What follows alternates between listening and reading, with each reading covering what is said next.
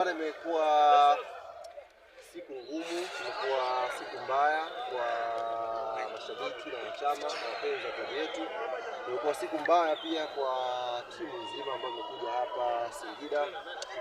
Mechi ukiangalia ilivyochezwa na ukija kuambiwa mechi Yanga ilipoteza magoli 3-2, unaweza usiamini. Tumecheza mechi nzuri sana, tumecreate nafasi nyingi sana, lakini haikuwa bahati. Imekuwa ni moja katika zile siku mbaya za mpira ndio ambayo imetokea leo kwa Yanga. Ile nafasi nyingi sana. Kwa haraka goli kama 6 ambazo tumezikosa kwenye mechi ya leo, tungeweza kuzitumia tukapata matokeo mazuri. Na makosa ambayo tulikuwa tukiyafanya moja wakawa wanatuadhibu.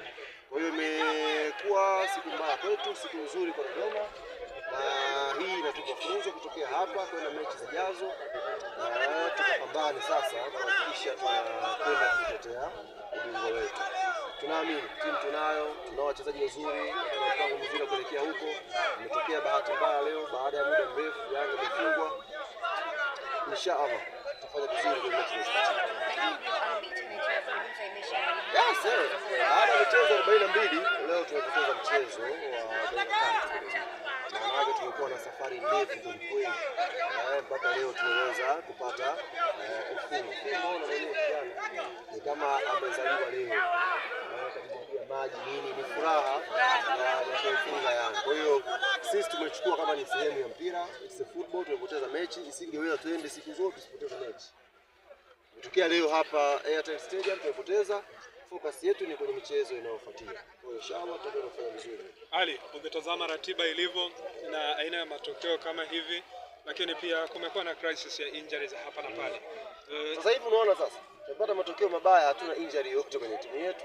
Wachezaji wote wamepona, wako vizuri na ratiba haijakuwa kama imekuwa tight sana tofauti na kipindi cha nyuma tulikuwa tunapata sana.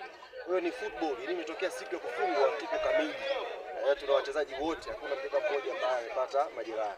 Kwa sisi tumeichukua hiyo kama sehemu ya mpira na tunakwenda kufanyia kazi mapungufu yalionekana.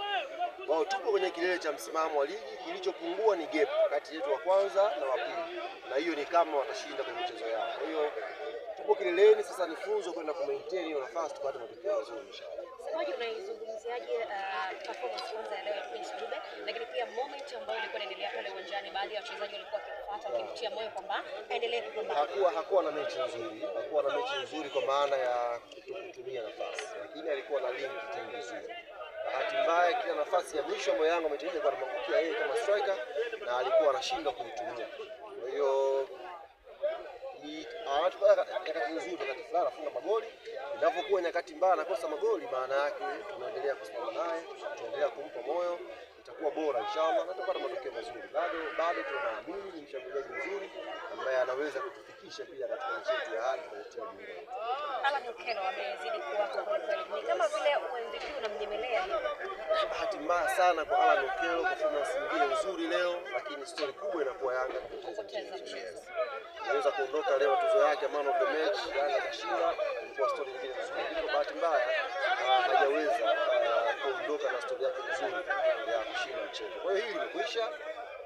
Performance za timu moja hazina maana tena kwa sasa hivi kwa mchezo huu. Tuna focus mchezo unaofuatia na inshallah tutakuwa na nafasi nzuri.